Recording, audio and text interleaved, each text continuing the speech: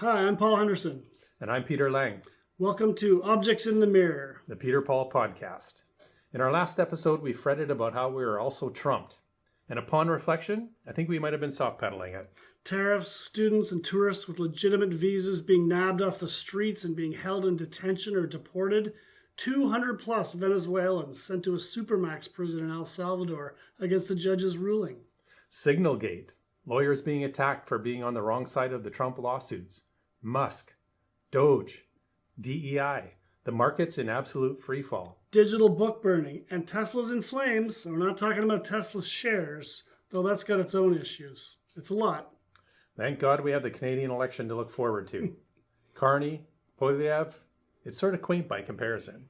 We're only 75 days into the Trump administration, and what seemed a surefire conservative majority in Canada has completely changed.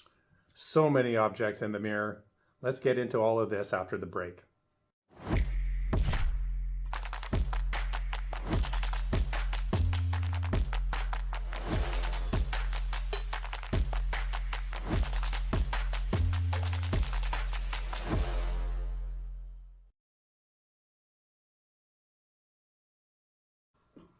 Okay, we're back. We're talking about Donald Trump, the tariffs, the Canadian reaction to the tariffs. It's been 75 days, and it feels like it's been like 3 years. It's insane. Mm-hmm. Every day something changes. Every hour often. Every few hours something changes. We're taping this podcast. It's tough because by the time this podcast goes to air, we could be learning the lyrics to the Star Spangled Banner. Who knows? So one of the things that I'm wondering about what's happening with these tariffs is they are hitting America so hard. It seems like to a lot of pundits and economists that he doesn't even understand exactly what the tariffs do. A U.S. recession seems inevitable. As of today, it was the worst day on the stock markets, single day since very early in the pandemic in March 2020. What do you think? I think there's possibly a couple of different end games going on here. If there is even an end game, I'm not sure there even is one, but I think the end result that Trump is trying to achieve here is rejuvenate industry, I guess, in the USA, manufacturing specifically. That's his goal. That's his stated goal. I think that might be one of the end games. I don't think that's something that's going to happen in his tenure. Yeah. That's not something that happens even within 4 years. You don't pick up a factory in one country and move it to another country and you're up and running in even a year or two. Yeah. It takes a long time. But the other end game that I think is more likely is the rich are essentially manipulating, knowing full well this is costing the stock market to fall and costing people millions. And then the super rich and the ultra rich can come in and buy up stocks at a discounted price. You're always so cynical. Well, it's true. That's exactly what I think is going on. It's a bit of a conspiracy, but I mean, come on, like we're seeing the exact results of these tariffs already. Well, what I was thinking is that even if let's say Trump is honest, and he's not, and let's say he's right, that he's correct, these actions, these tariffs could bring back manufacturing, could bring back jobs to the U.S. Even if all that is true, most people do not think it is. Even he admits there's some short-term pain. The short term is not going to be short term. It's going to be short, medium. And my big question is are Americans going to be able to handle that? Are they going to be able to take his pain, even his supporters, even the Republican Party? I don't know that this can survive. You're starting to see longtime Republicans changing their opinion on things and saying this isn't right. But most of them don't have the guts to stand up to Trump because of what he does. Yeah, he's a dictator. Yeah. Let's face it, he's a dictator. We're seeing the results of that. I don't believe the USA is even a democracy anymore. I guess they're technically classified as one because they did have a free and fair election. But I don't know if we'll have another one. It's definitely leaning. A lot of people agree. It's not uncommon to say people are leaning toward autocracy and that. But I mean, I wouldn't say it's a dictatorship yet. The problem is the worry is that it's heading in that direction. And the other question is what really actually can anyone do? If people are scared to stand up to him, he's talked about a third term. I heard someone today suggest maybe what they would do is get a way around it is they'd get Vance to run as president him toward as vice president, and then Vance would step down. I mean, this is insane. It sounds insane, but every day something else crazy comes out. I don't know. It'll be pitchforks. Like I said, I think in the last podcast, we talked about Civil War, and I think the pitchforks will come out for the rich. And we got to understand that this, and Bill Burr's really nailed this in a lot of what he's said in his interviews, is they want us to be a left versus right and to polarize us.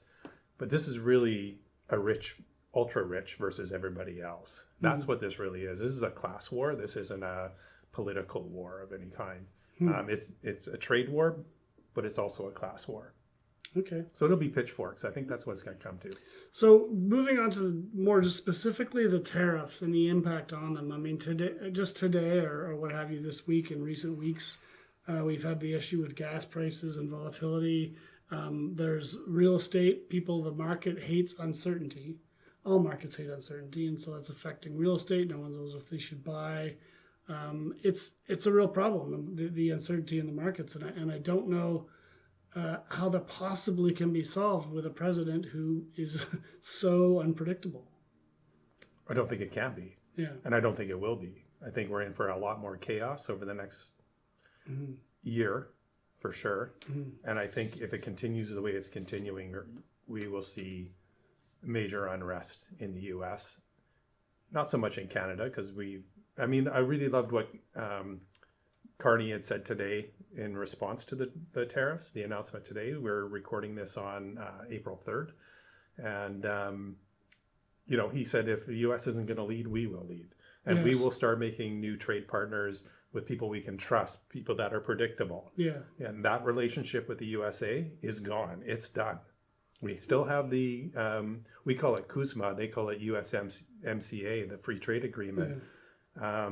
That's not really being respected. And so, we're going to see more and more of this, but we're going to have to, in Canada, forge our own path with new partners. Yeah. So as we know here, I'm the cup is half full guy, and you're the world is ending guy. So what could be? I know there are already people are talking about this. Some of the benefits, and I'm not talking about the benefits are going to outweigh the cost, but some of the benefits of what are happening.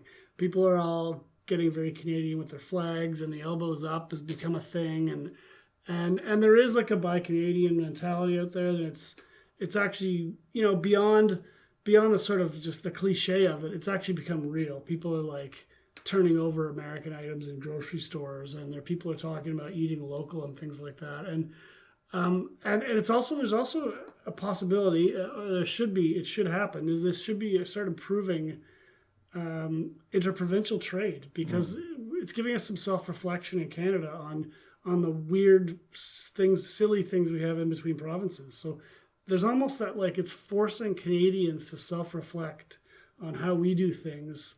And I feel like there may be a positive outcome from that. I agree, and I'm not just buying Canadian. I'm buying Mexican. I'm buying from other countries as well. Right, interesting. I mean, we do see fruits and vegetables that come from Mexico. So when I see product of Mexico, I'm fine buying that, because I think they're in the same boat, and I want to support them too. But wherever I can, I buy Canadian and I buy local. And you're right. I've never understood why we've had those interprovincial trade barriers. Some of them are insane. Yeah, like especially around beer and wine and things like that. Although those aren't huge things, but I think there's an opportunity for especially Abbotsford, where we have a lot of farmers growing things to export to other provinces. Yeah. I remember I grew up in Ontario, and I remember going to the Ottawa area, and people would go over the border to Hull, Quebec, to buy like giant things of wine. Because they were so much cheaper, and it's like going to another country. Although that's a whole other topic, Quebec. But the other thing I wanted to mention in this regard is the idea of the way we're dealing with these tariffs, responding to these tariffs, is very uncertain and very controversial. Some people say we're kowtowing to Trump. When it first came out, and he said he wanted this and this and this, there was a lot of people who were saying, we need to do these things so we maintain this relationship.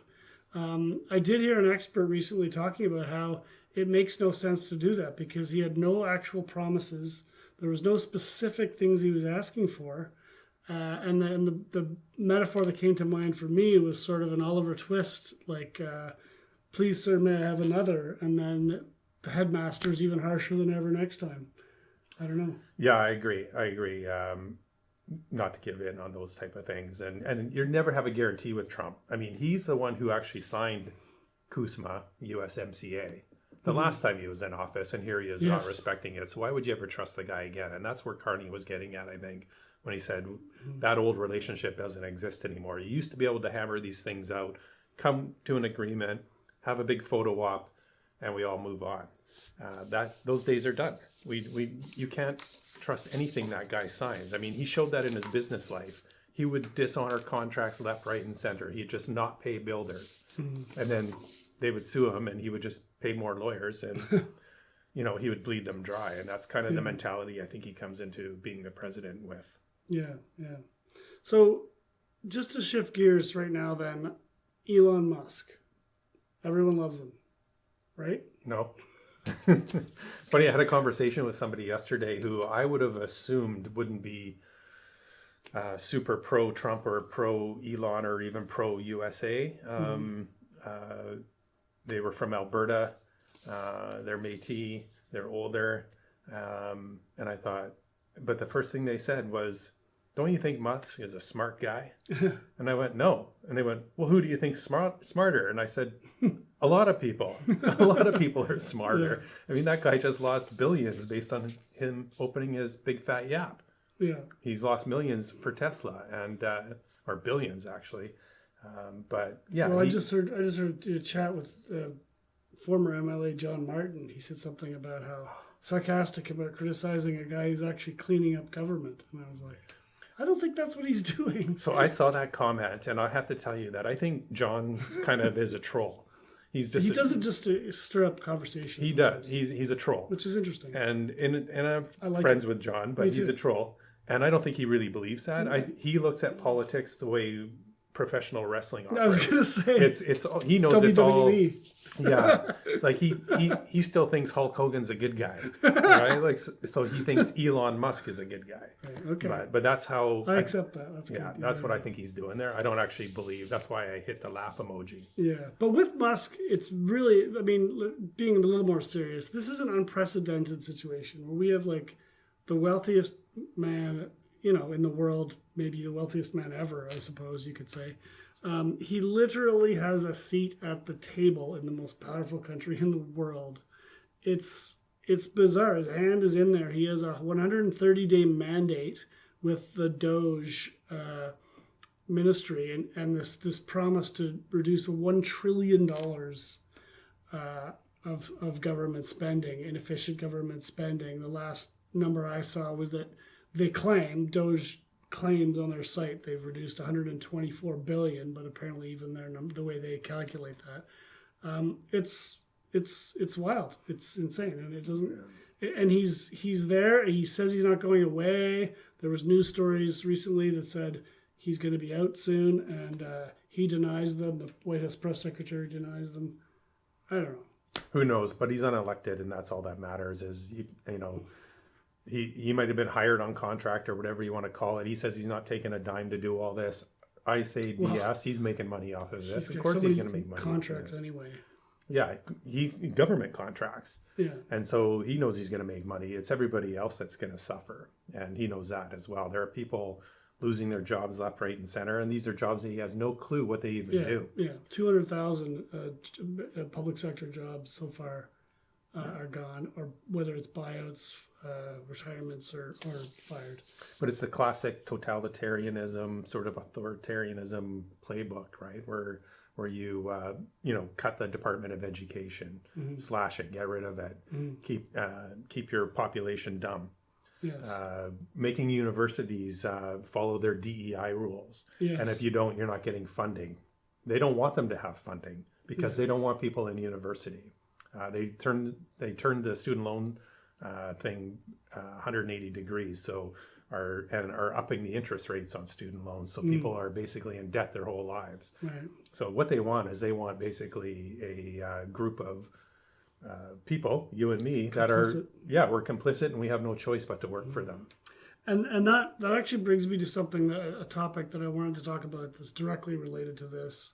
And it was connected to a New Yorker article that was about Musk and Doge, and it was about data and information in the U.S.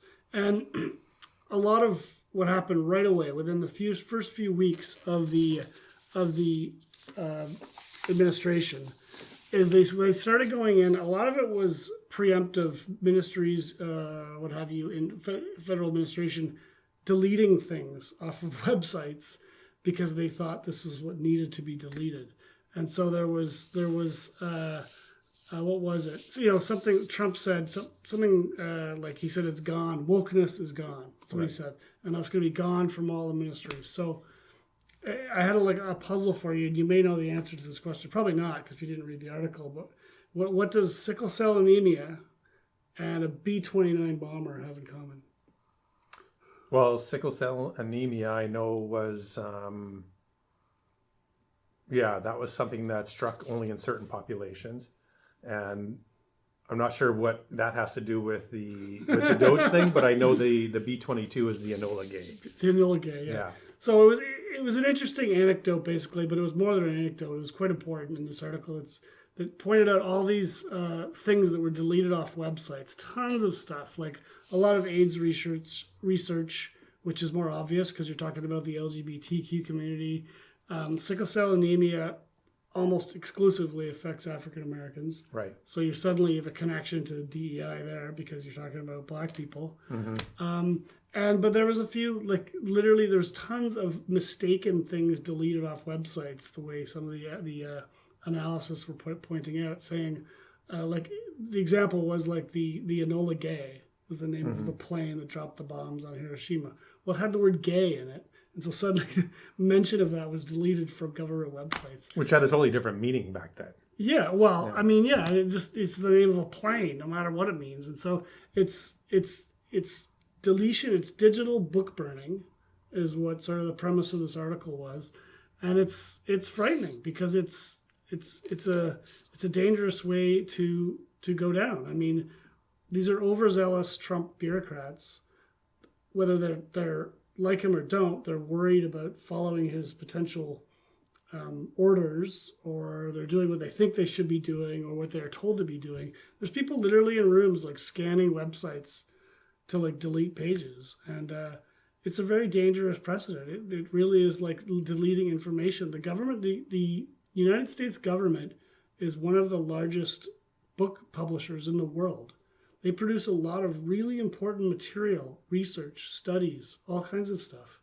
And it's all at risk with a government that is increasingly authoritarian. Yeah, well, it's, again, the same playbook that we saw back in World War II, but on a larger scale. Yes. Delete and burn. Back then, that's what you did to delete. Yes. You burned it. Yes. Because we didn't have electronic stuff, so now they're doing deletion. So if Doge wants to actually save money, that's a good place to save money. Stop paying those people to delete crap. That was one of the great ironies is someone's being paid. Yeah. But you think about, say, 3-4 years down the road after he's gone, there's plausible deniability of any of that stuff existed in the first place. Yeah. They said the article said more than 110,000 government pages were gone in a purge that one scientist likened to a digital book burning. And it's just very imprecise and malicious. And sometimes there's just no need for it. They deleted a video of someone who was being brought into government who was a transgender person. It was just their confirmation hearing, but they were transgender. So their video of their confirmation hearing was deleted. So but that's just mean. Mm-hmm. There's no point in that. And so my point in really bringing this up is that these sounds like minor anecdotes or what have you, but this is huge. This is massive. This is massive when you start controlling the information. And you mentioned they want, you're always a little more conspiratorial than me. They want the population to be dumber. But I mean, it falls in that. They had elements. They had a cheat sheet on the Constitution. It was deleted from the White House's website. It's just to explain people what the Constitution means. They want people to be dumber, but if they're smart, they will make sure that people are at least well fed and well paid and dumb. Because as soon as you're hungry, and in need of the basic necessities in life, you get angry. Is that when the pitchforks come out? That's when the pitchforks come out. Right. Wow. Yeah. Well, I think that's a good time for a break. And we're going to come back after this and talk about the Canadian election. Sounds good to me.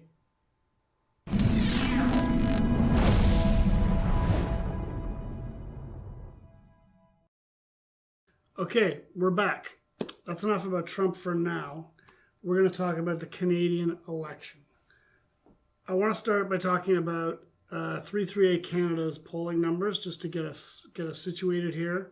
338 Canada is this website. It's run by a professor out of a University of Montreal. He's like a professor of astrophysics and physics, and he's like a mathematician. He's an amazing fellow. He's aggregating polls all over, so they're the most accurate polls because just statistically that's what happens. Anyway, point being, as of the most latest poll, they're changing a lot. As of this taping, we've got 45% for the Liberals, 38% for the Conservatives.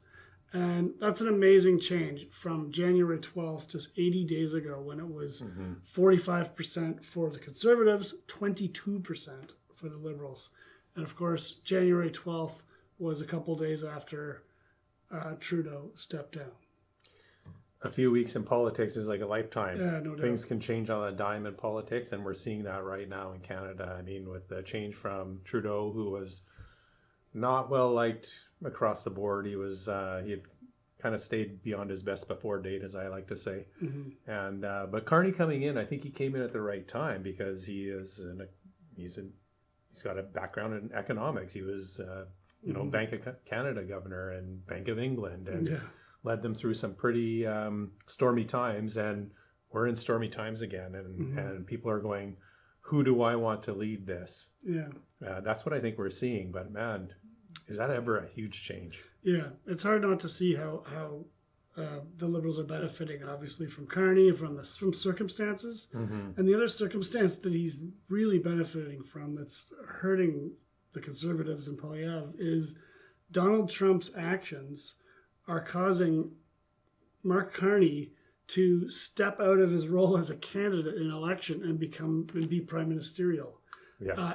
And that's just part of the nature of what happens in these international situations. He has to be the prime minister. He is the prime minister, even though he's in the election. So, but that gives him like this benefit of like suddenly acting prime ministerial, and he's doing a pretty good job of it by most accounts. And he's for a guy who's never won an election, he's the prime minister, and he's standing up there acting like a prime minister. That's not great news for Poilievre. No, and I mean, you got a choice between somebody who has a great resume and somebody who has really no resume other than being in politics. I mean, we've seen there's lots of memes out there, and this is the thing I love so far about the Canadian election the most right now is all the great memes. You got Poilievre dropping a pizza, you got him pretending to shave meat on a meat slicer, but there's no meat in the meat slicer. He's pretending to try and be a working man. He comes up with these little slogans like boots, not suits. But we all know the guy's never worn boots in his entire life. He went straight from university into the Reform Party and came up the ranks and is known for his snarky comments in question period and his snarky comments to the media. In his defense, he is arguably one of the best opposition leaders in Parliament. People don't like him. I think of him like Boston Bruins guy. What's his name? The player. But he's really... The Rat, Kenny Linsman. No, I'm thinking of the more modern one. But Marchand. Brad Marchand. He's really, really annoying, but you want him on your team. and Poilievre was amazing at what he did. I'm not saying whether you agree with him or disagree with him. He did a very good job of that. He's excellent at that. He's smart. He's articulate. The problem is, and even a lot of conservative pundits are saying this, there's been a couple of columns in the Globe and Mail. Peter White was a former Brian Mulroney advisor, and there was another fellow writing something, and Corey Tonight in the Ontario, basically saying he needs to shift gears, and some of them are more favorable than the other, but some of it is saying he needs to create a vision instead of always criticizing. You can tell he's trying to do that a little bit, but he's too much seen as a sniping from the sidelines. It's like grievance politics, and people don't like that. No. And Mark Carney, for all maybe the fact that he has no experience in it, people actually like that he has no experience in it, I think. But also, he seems sort of affable, and he's articulate, and he's doing well in that regard. And it's hurting Poilievre because Trump is making Carney act like a prime minister. Well, Poilievre built his whole campaign basically on similar rhetoric to Trump. Othering people. Getting rid of the wokeness. He keeps talking about getting rid of the wokeness and things like that. And now that Trump's doing what he's doing, people are like, well, I'm not interested in that type of crap. Yeah. We got bigger things to worry about in this country than who you are, who you marry, how you talk, how you express yourself. All that crap just needs to go away. Well, the 3-syllable slogans are my favorite part of it. Is the axe the tax and verb the noun. Verb the noun. That's great. Yeah, and as an editor and a grammarian, I appreciate that. But that's what he's doing, and there's a place for that in electioneering, and it can work. It can stimulate an audience and everything, but it's not an end result. We're not there anymore, and a lot of arguments are he should be doing more. And a lot of people say that he is, whether it's Donald Trump light or the Canadian Donald Trump, it might be unfair, but like I shared a post by former BC Liberal leader Gordon Wilson, who was I'm actually Facebook friends with him, and he in the 90s he lost the leadership to Gordon Campbell, right? Anyway, he's an interesting fellow. He's like goat farmer on Powell River, but he posted a big long list explaining explaining in detail why Poilievre is like Donald Trump, and some specific examples were really interesting. The woke, you were just reminded me of it, which is there was a quote that he said where basically with the military, as prime minister, he's going to create a warrior culture and get rid of the woke culture in the Canadian military. Well, Pete Hegseth, I should say, Secretary of Defense in the U.S., at his Senate confirmation hearing said, we are going to create a warrior culture and get rid of the woke culture that currently exists. So that wasn't even like similar. Those were actually like word for word comments. And, and he's trying to back away from being like Trump, of course, because Trump's getting not too positive even amongst conservatives. But Jenny Byrne, his main advisor, should be fired for plagiarism. I mean, she's stealing all of Trump's stuff, and he can't get off message now. And she's also a lobbyist for Loblaws, which is not a really well-liked grocery company, but she's got fingers in both pies. I don't think that's the type of person we need leading our country right now, somebody that has an advisor that works for the largest grocery chain that also had the bread scandal and is also gouging people.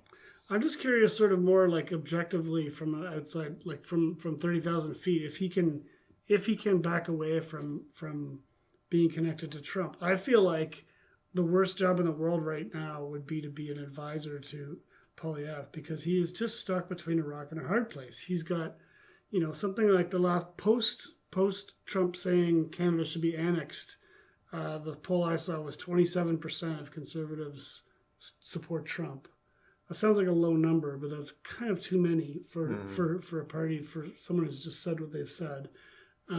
He's got people that think like Trump. He maybe thinks like Trump, but he can't admit it. He can't admit it. He can't act like that. He's got Danielle Smith in Alberta not doing him any favors by saying that he's the closest one aligned with Trump. Do you think that the Conservative Party's possibly wishing they still had Aaron O'Toole in charge? Because honestly, Aaron O'Toole, I think, would have made a much stronger opponent against a Carney, or even Andrew Scheer. It would definitely be interesting because you have more of the academic, intellectual style conversation. I don't know that Canadians either way on either spectrum would like that in a way, because it's just like a bunch of intellectual white guys.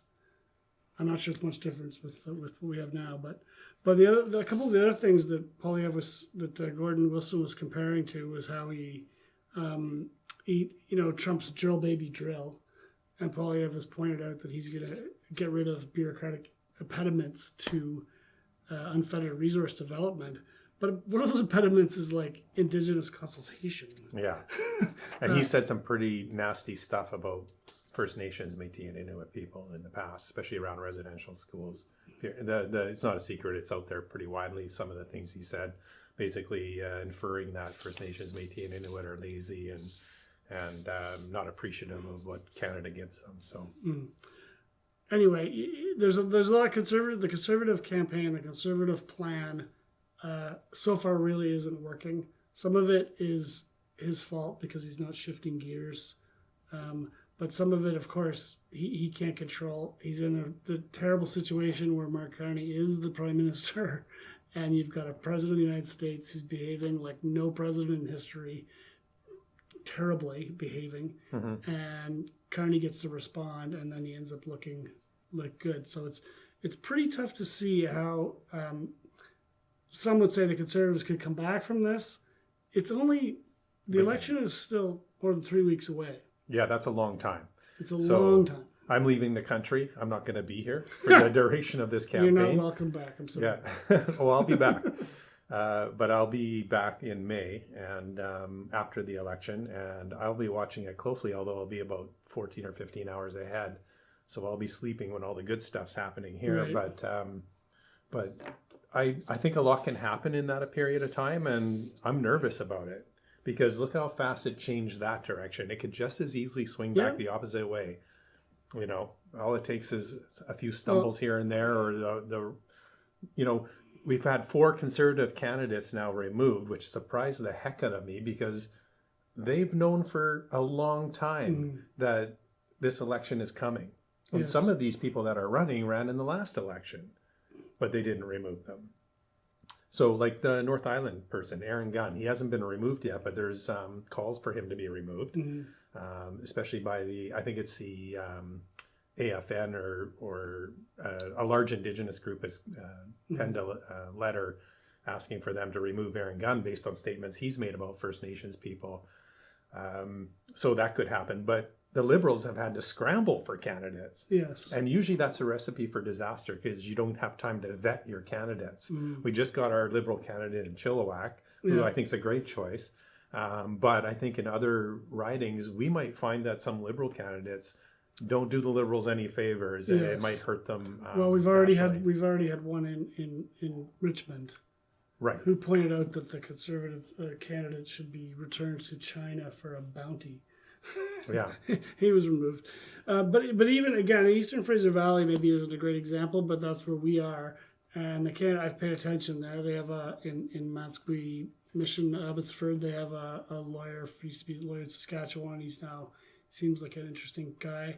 The other one in Abbotsford, South Langley, is Kevin Gillies, who used to be a reporter at my sister paper at the Abbotsford Times. He's a realtor now.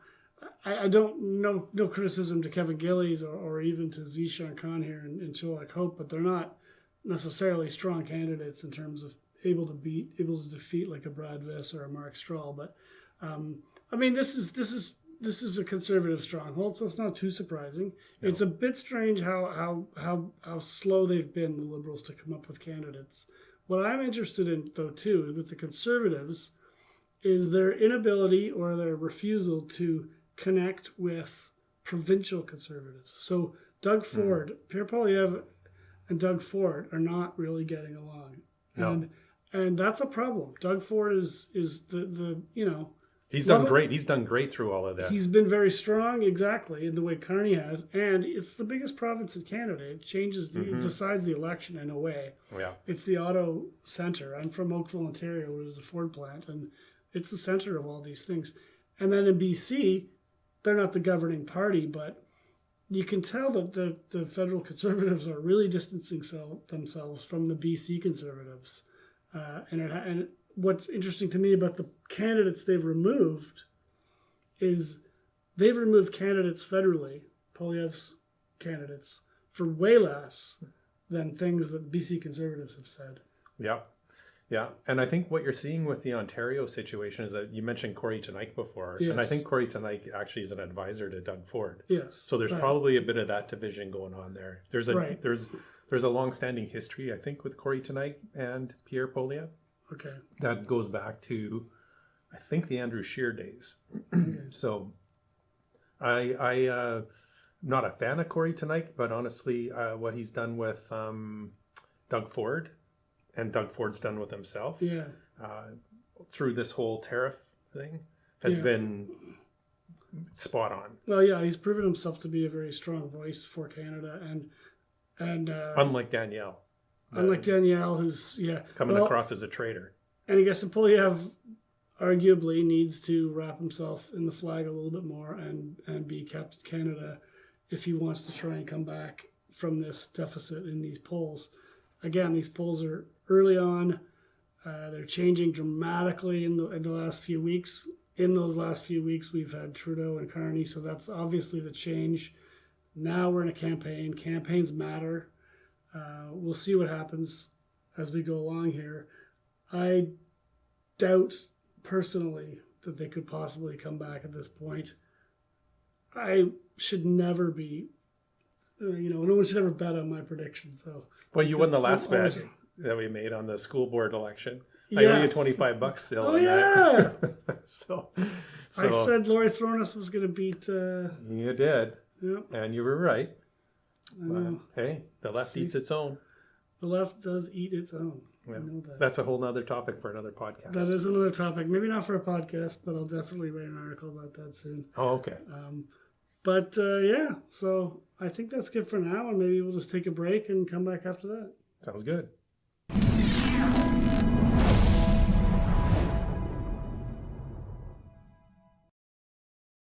All right, we're back. So to close, Canada's still a democracy.